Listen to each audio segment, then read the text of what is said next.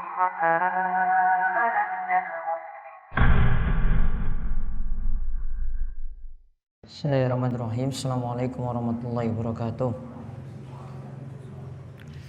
Alhamdulillah, wassalatu wassalamu ala rasulillah wa ala alihi wa man tabi'ahum bi ihsanin ila yaumiddin. Allahumma inna nas'aluka ilman nafi'a wa rizqan thayyiba wa amalan mutaqabbala. Alhamdulillah, para jamaah sekalian, ikhwani fiddin wa akhwati fillah, Bapak Ibu sekalian yang semoga senantiasa dirahmati dan diberkahi oleh Allah Subhanahu wa taala. Kesempatan kali ini kita kembali diberi kemudahan oleh Allah Subhanahu wa taala, yaitu dalam majelis yang mulia. Mudah-mudahan majelis ini adalah majelis yang penuh berkah dan membawa ilmu yang bermanfaat bagi kita sekalian. Kesempatan kali ini kita akan melanjutkan pembahasan kitab Umdatul Ahkam yang membicarakan tentang masalah ibadah. Kali ini kita masih melanjutkan tentang masalah imam dalam sholat berjamaah. Kali ini kita lihat hadis ke-82 yang membicarakan bagaimanakah Nabi SAW mencontohkan dalam sholat berjamaah, yaitu dari Abdullah bin Yazid al-Khithmi al-Ansari radhiyallahu anhu, ia berkata, haddatsani al-Bara' bin Azib wa huwa ghairu kadzub. Telah menceritakan kepadaku al-Bara' bin Azib dan dia tidaklah berdusta. Di mana ia mengatakan, karena Rasulullah SAW idza qala, Rasulullah SAW jika mengucapkan sami Allahu liman hamida, lam yahni ahadun minna dhahrahu hatta yaqa'a Rasulullah sallallahu alaihi wasallam sajidan summa naqa'u sujudan ba'dahu. Yaitu dikatakan oleh Bara' bin Azib, Rasulullah SAW apabila mengucapkan sami Allahu liman hamida, yaitu berarti bangkit saking rukuk, berarti bangkit dari rukuk, maka tiada seorang pun dari kami melengkungkan punggungnya, artinya semuanya lurus berdiri, hingga Rasulullah SAW bersujud secara sempurna. Kemudian kami menyusul bersujud setelah Nabi SAW itu bersujud. Hadis ini diriwayatkan oleh Imam Bukhari dan Muslim. Hadis ini menceritakan bagaimanakah para sahabat itu mengikuti Rasulullah SAW ketika Nabi SAW itu mau bangkit dari rukuk, yaitu i'tidal, atau Nabi SAW itu bangkit dari sujud. Nabi SAW turun sujud. Nah, di sini jelaskan Nabi SAW bangkit dulu, baru sahabat ikut bangkit. Nabi SAW itu sujud dulu, baru para sahabat itu ikut sujud. Maka ini praktek langsung dari Nabi SAW dan diikuti oleh para sahabat, menunjukkan beberapa hal. Di antaranya faedah yang bisa kita ambil, yang pertama, tata cara sahabat dalam mengikuti sholatnya Rasulullah SAW. Mereka tidak berpindah dari berdiri ke sujud hingga Rasulullah SAW sujud. Yaitu para sahabat tidak berpindah dari berdiri ke sujud hingga Rasulullah SAW sujud. Jadi kalau Nabi SAW belum sujud, baru mau turun, belum. Nabi SAW sujud dulu, baru mereka ikut turun sujud ketika itu. Faedah yang lainnya lagi, yang kedua, hadis ini menunjukkan bagaimanakah bentuk mengikuti gerakan imam. Bagaimanakah bentuk mengikuti gerakan imam.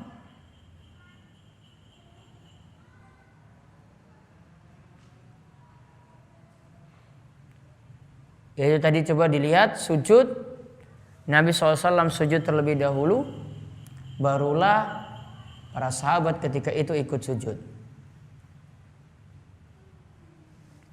Dan hadis ini juga menunjukkan yang ketiga, tidak boleh mendahului gerakan imam.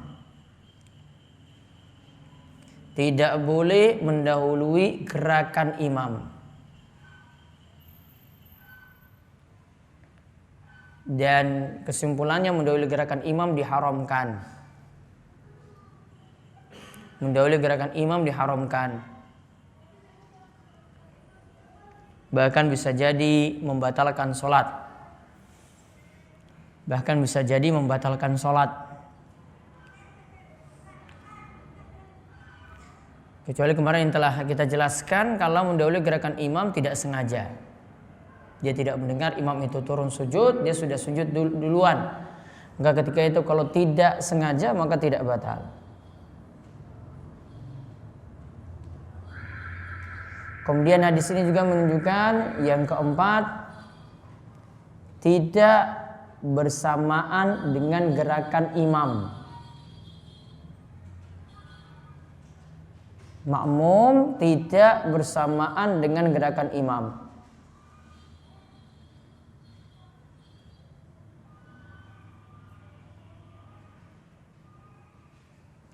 Namun yang diperintah adalah mengikuti. Jadi imam duluan baru mau mengikuti, tidak berbarengan.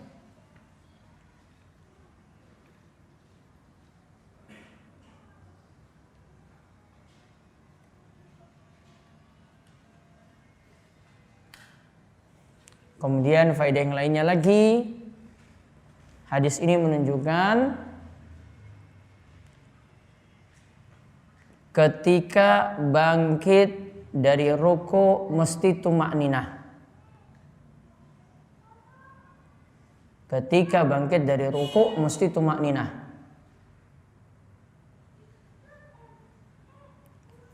Nah di sini ya tadi disebutkan Nabi SAW badannya tegak dulu. Para sahabat badannya tegak dulu, baru kemudian turun sujud.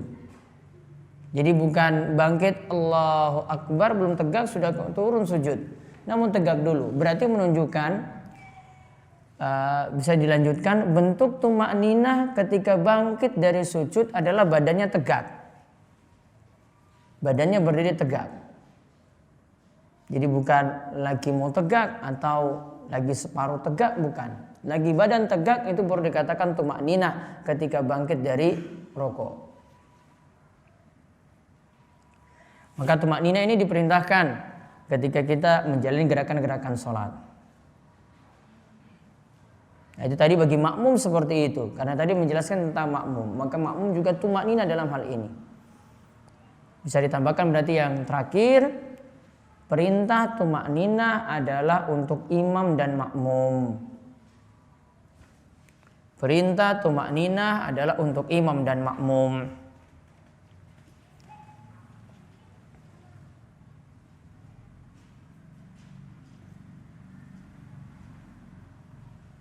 Jadi imamnya tumakninah, badannya tegak, makmumnya juga tumakninah, badannya tegak ketika bangkit dari rukuk.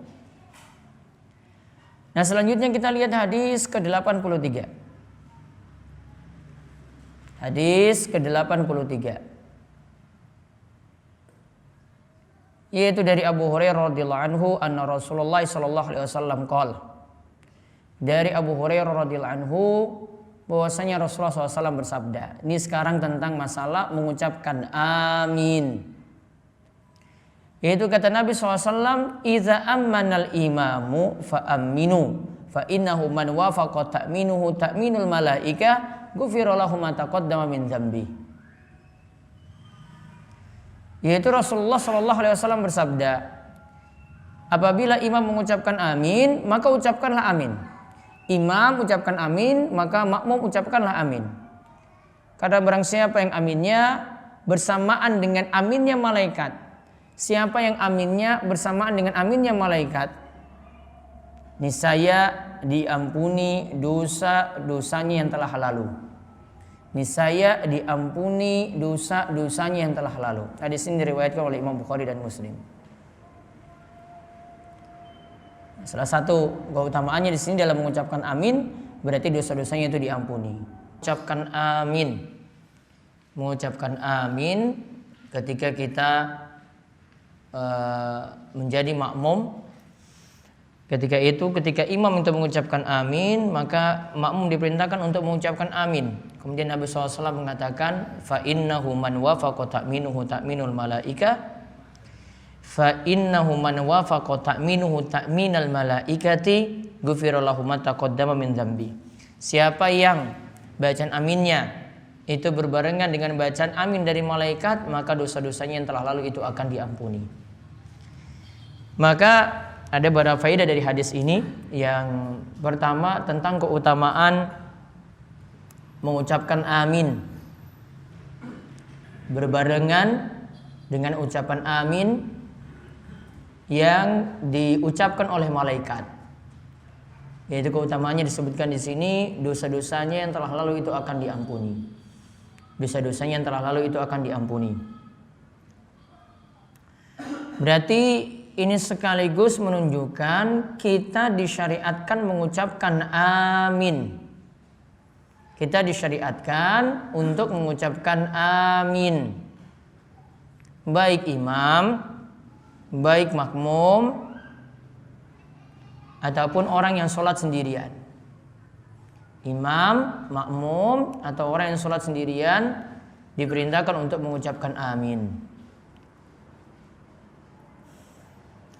Kemudian faedah yang lainnya lagi, hadis ini menunjukkan para malaikat itu mengaminkan doa orang yang sholat.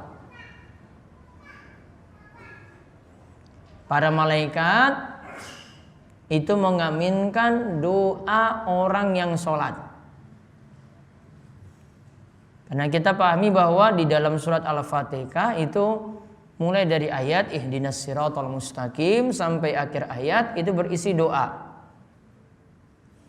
Maka doa itu kita diperintahkan untuk mengucapkan amin. Dan ketika itu malaikat juga mengucapkan amin. Berarti para malaikat itu mengaminkan doa dari orang-orang yang sholat. Di sini dikatakan oleh para ulama, baik malaikat yang berada di bumi maupun malaikat yang berada di langit. Kemudian faedah yang berikutnya lagi, tadi disebut mengucapkan amin berarti dosa-dosanya itu akan diampuni. Sekarang dosa apa yang diampuni di sini? Apakah dosa besar ataukah dosa kecil?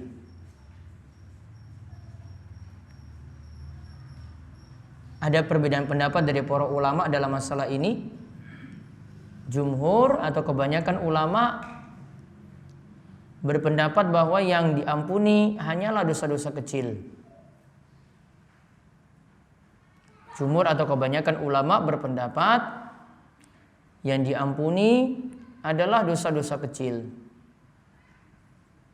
Sedangkan dosa besar mesti butuh tobat yang khusus. Penjelasan panjang lebar tentang hal ini ketika Ibnu Rajab Al-Hambali itu menjelaskan tentang hadis nomor 18 dari kitab Hadis Arba'in An-Nawawiyah, wa atbi'is sayyi'atal hasanata tambuha. Ikutilah setiap kejelekan itu dengan kebaikan, maka itu akan menghapuskan kejelekan tadi. Ada maknanya di sini dengan tobat, kejelekan itu terhapus. Terus bagaimana dengan kebaikan-kebaikan yang lainnya? Menurut jumhur, kebaikan itu cuma menghapuskan dosa kecil saja, sedangkan dosa besar mesti dengan taubat. Namun tetap ada kemungkinan dosa besar juga terhapus. Mengingat hadis Nabi SAW itu sifatnya umum di sini. Ghufira lahu ma taqaddama min dzambihi. Ghufira lahu ma taqaddama min dzambihi. Diampuni dosa-dosanya yang telah lalu.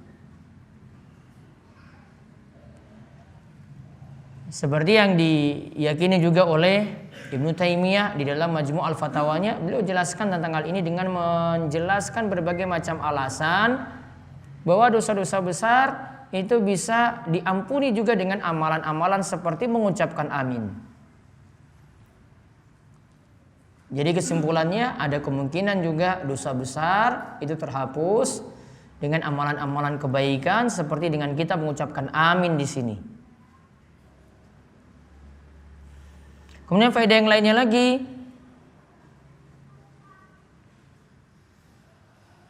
hendaklah ketika berdoa berusaha untuk menghadirkan hati. artinya direnungkan, dihayati isi doa yang ada. Makanya Bapak Ibu para jamaah sekalian, kalau berdoa, kalau tidak paham dengan bahasa Arab, tidak paham arti dari bahasa Arab tadi, kalau di luar sholat mending membaca dengan doa yang dipahami. Tidak dipaksakan dengan doa yang harus teksnya secara tekstual itu dengan bahasa Arab, tidak. La yukallifullahu nafsan illa wus'aha, karena manusia tidaklah dibebani oleh Allah kecuali yang dia itu sanggup. Tidak mungkin harus semuanya di seluruh dunia ini harus berbahasa dengan bahasa Arab atau berdoa dengan bahasa Arab, tidak. Namun sudah sering kali saya ingatkan, kalau dalam sholat ini berbeda lagi aturannya, karena dalam sholat tidak boleh ada kalam manusia, sehingga dalam sholat doa mesti dengan bahasa Arab. Kalau kita tidak dapat dari Al-Quran, tidak dapat dari hadis doanya, kita susun dengan rangkaian bahasa Arab. Kalau dalam sholat seperti ketika sujud atau di tahiyat akhir sebelum salam. Jadi ketika berdoa, orang yang berdoa hendaklah menghayati, merenungkan, menghadirkan hati. Biar doanya itu mudah diijabahi oleh Allah Subhanahu wa taala. Namun ada saran dari para ulama, baiknya doa itu tidak dibuat secara terperinci. Minta doa dengan kalimat yang jawami'ul kalim, yang singkat namun syarat makna, itu lebih bagus daripada detail, daripada memperinci. Ada seorang sahabat yang melihat anaknya itu berdoa pada Allah, ya Allah berikanlah aku surga dengan di dalamnya itu istananya warna putih berada di sebelah kanan surga. Dia minta detail untuk minta surga tadi. Kemudian bapaknya tegur. Nabi SAW itu mengatakan nantinya di akhir zaman ada orang-orang yang berlebihan di dalam berdoa. Di antaranya tadi sebab dia berlebihan dalam berdoa apa? Dikarenakan doanya itu dibuat terperinci. Baiknya dengan suatu yang umum namun mencakup segala macam hal, itu lebih bagus. Makanya doa dalam Al-Quran, doa dalam hadis itu biasanya doa yang umum. Rabbana atina fid dunya hasanah wa fil akhirati hasanah wa qina adzabannar. Rabb kami minta kepadamu kebaikan di dunia, kebaikan di akhirat, dan selamatkanlah kami dari siksa neraka. Ini doa umum. Kebaikan dunia umum apa saja. Kebaikan akhirat, minta surga dan amalan-amalan yang menuju, yang memudahkan untuk masukkan kita dalam surga. Juga wa qina adzabannar, supaya dijauhkan dari neraka, kita juga dijauhkan dari amalan-amalan, dosa-dosa yang dapat menjerumuskan dalam neraka. Doanya sifatnya umum. Rata-rata seperti itu. Doa meminta anak yang soleh juga, Rabbana hablana min azwajina wa dzurriyyatina qurrata a'yun waj'alna lil muttaqina imama. Dalam doa ini tidak diperinci, ya Allah jadikanlah anak saya seorang dokter, jadikanlah anak saya seorang insinyur, tidak. Namun umum. Karena boleh jadi yang kita harapkan itu belum tentu baik bagi kita. Asa an takrahu syai'an wa huwa khairul lakum. Boleh jadi sesuatu yang tidak kalian sukai, Allah berikan ternyata tidak sesuai dengan yang kita minta secara detail tadi. Padahal itu yang lebih baik bagi kalian. Ya, maka disarankan walaupun kita minta doa dengan bahasa kita, baiknya dengan doa yang umum. Tidak dengan doa yang langsung nunjuk sesuatu. Umum itu lebih bagus, biar nanti pilihannya juga Allah beri yang terbaik untuk kita. Kemudian faedah yang lainnya lagi, bacaan amin diperintahkan dijaharkan atau dikeraskan. Ini untuk sholat yang jahar nggih. Untuk sholat yang jahar, maghrib, isya, subuh, bacaan amin itu diperintahkan dijaharkan alias dikeraskan.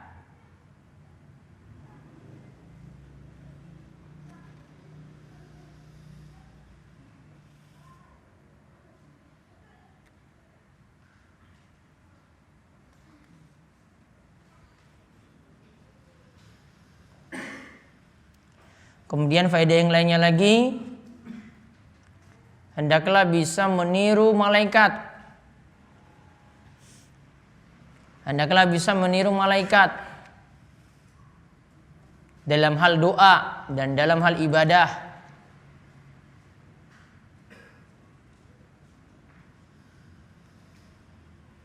Seperti sifat-sifat malaikat yang terpuji itu apa? Seperti sifat malaikat yang terpuji adalah merendahkan diri, khusyuk, taat pada Allah, enggan untuk bermaksiat. Itu sifat-sifat malaikat.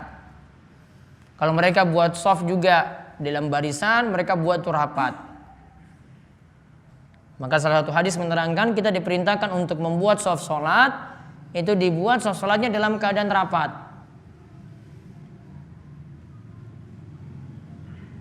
Maka ada sifat-sifat malaikat yang bisa kita tiru. Yang lawannya ini adalah sifat-sifat setan. Ya.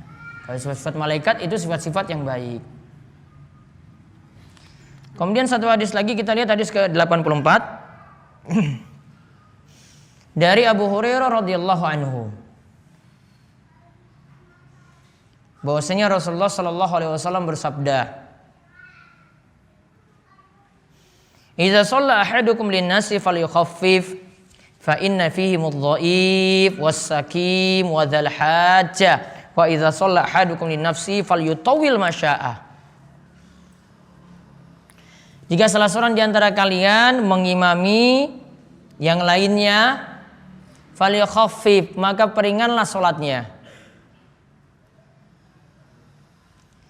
Karena di antara mereka yang sholat itu ada yang dhaif, ada yang lemah, as-sakim, ada yang sakit, wadzal hajah, ada orang-orang yang punya kesibukan. Ada wanita misalnya bawa anaknya kalau suruh sholat lama nggak bisa. Ada pegawai kalau sholatnya dibuat lama pas siang-siang nggak bisa. Maka ada orang-orang yang punya zal hajah, yang punya kebutuhan. Wa iza sholat ahadukum, namun jika salah seorang di antara kalian sholat itu sendiri, munfarid, maka falyutawil masya'ah, maka silahkan dia sholat semau dia. Mau panjangnya silahkan, mau pendek ya silahkan.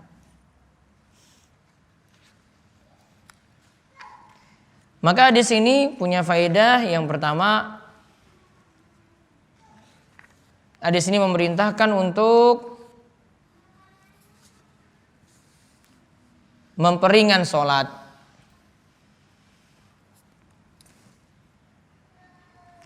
Hadis ini memerintahkan untuk memperingan sholat.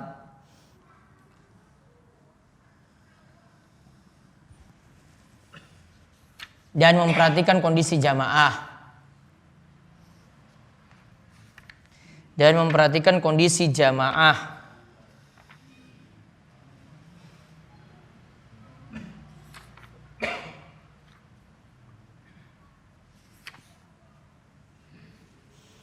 Kemudian hadis ini juga menunjukkan imam hendaknya memperhatikan orang-orang yang susah di belakangnya.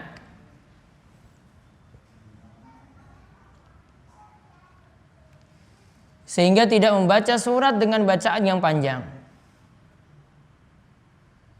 Sehingga tidak membaca surat dengan bacaan yang panjang.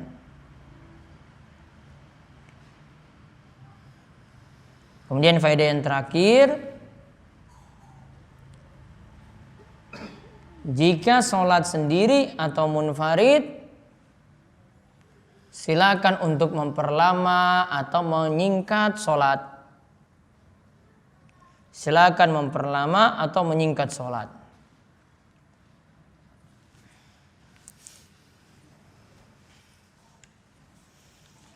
Wallahu a'lam bishawab. Itu saja yang dibahas untuk kesempatan malam hari ini. Dan untuk kesempatan pekan depan, mohon maaf nanti diliburkan dulu karena saya mesti mengurus kurban. Ya, itu saja. Mudah-mudahan manfaat dan ketemu lagi nanti ba'da Idul Adha. Demikian kita tutup. Kalian doa kafaratul majelis. Monggo. Subhanakallahumma bihamdika asyhadu alla ilaha illa anta astaghfiruka wa atubu ilaik. Assalamualaikum warahmatullahi wabarakatuh.